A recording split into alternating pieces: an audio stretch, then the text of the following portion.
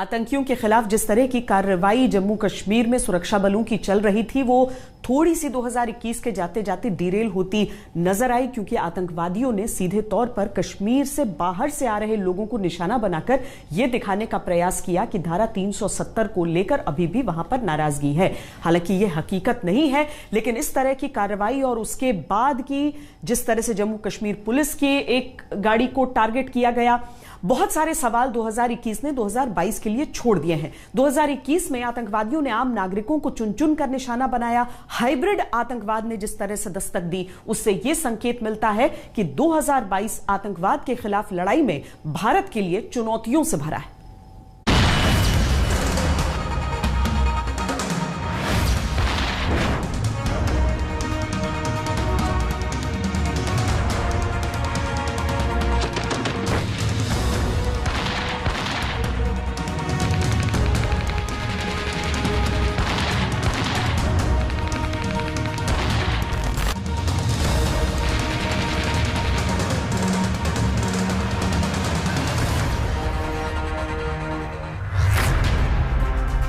घाटी में आतंकवाद की समस्या पुरानी है। धारा 370 हटने के बाद सुरक्षा बलों और खुफिया एजेंसियों की निरंतर और कड़ी कार्रवाई के चलते हालात कुछ समय के लिए संभले जरूर, लेकिन 2021 ने जाते जाते आतंकवाद की बदली हुई नई चुनौती 2022 के सामने खड़ी कर दी।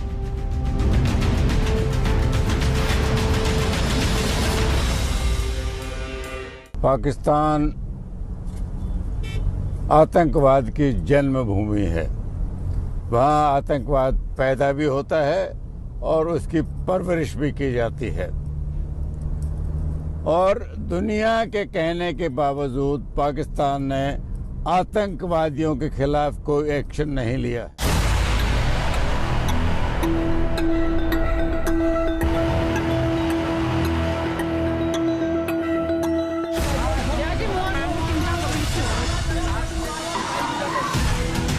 बीते साल 2021 में कई आतंकवादी श्रीनगर में मारे गए। 2021 के जाते जाते अच्छी खबर यह सामने आई कि जम्मू कश्मीर पुलिस की तरफ से दावा किया गया कि पहली बार घाटी में सक्रिय आतंकियों की संख्या सबसे कम हुई है। टोटल कल रात का इनकाउंटर कवर करेंगे तो अभी तक 171 टेररिस्ट मारे गए, जिसमें 19 पाकिस्तानी टेररिस्ट है और लोकल है 152 है, और 82 जो है इसमें 16 अरेस्ट जो इनकाउंटर के दौरान वो अरेस्ट हुआ था या जो घरवाले के हेल्प से अरेस्ट हुआ था वो टेररिस्ट है, बाकी कुछ इसमें एसोसिएट भी है।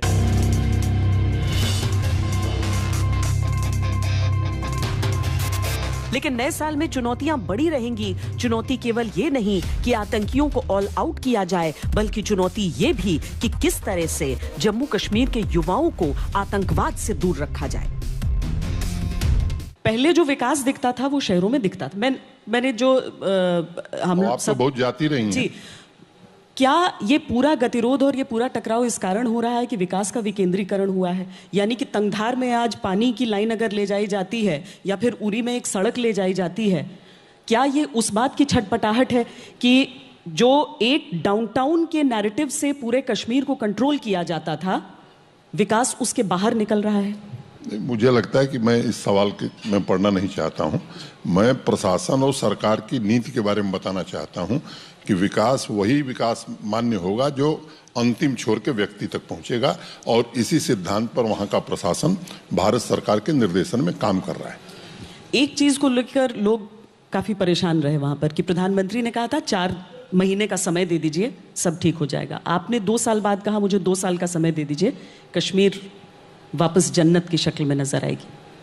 नहीं, मुझे लगता है कि प्रधानमंत्री जी ने जो कहा था 4 महीने का, उसका या तो अर्थ लोग नहीं समझे हैं या जो मैं कह रहा हूं उसे मैं खोल करके मैंने स्पष्ट रूप से समझाता हूं। हमारा प्रशासन या देश में यह पहली सरकार है जो पीस बाई करने में विश्वास नहीं करती है, पीस इस्टेब्लिश करने में विश्वास करती है। और इसलिए हम कहना चाहते हैं कि केवल वे दोषी नहीं हैं जो लोगों की किलिंग करते हैं।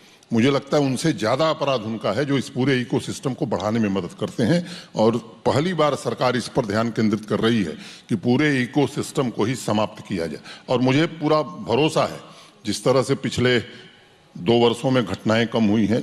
मैं आंकड़ों में नहीं जाना चाहता हूं कि 42% क्या कम हुआ, 52%, वो सब मेरे पास है। मैं एक चीज बोल सकता हूं, मैं इसलिए लेके आया हूं कि कोई गलत बात ना निकले। मैं केवल ये कहना चाहता हूं कि वहां के अवाम को कोई दिक्कत नहीं।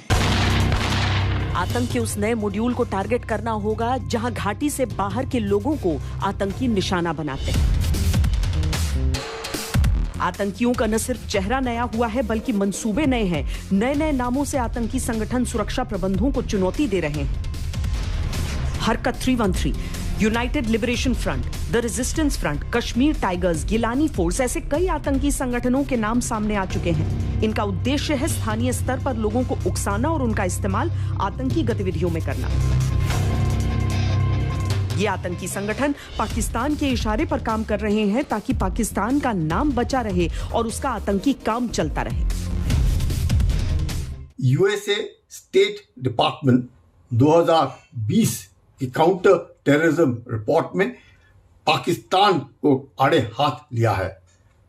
रिपोर्ट ने कहा है कि पाकिस्तान ने भारत विरोधी आतंकी संगठनों को पनाह दी है।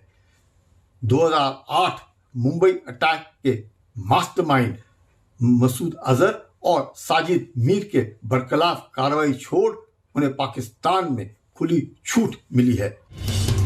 2022 में आतंक के लिहाज से एक और बड़ी चुनौती वो ये कि सक्रिय आतंकवादियों के अलावा साइबर टेररिस्ट्स को भी न्यूट्रलाइज किया जाए। पिछले साल कार्रवाई करते हुए 20,000 से ज्यादा ऐसे सोशल मीडिया अकाउंट्स बंद कराए गए जो देश विरोधी या राज्य विरोधी तत्व संचालित कर रहे थे।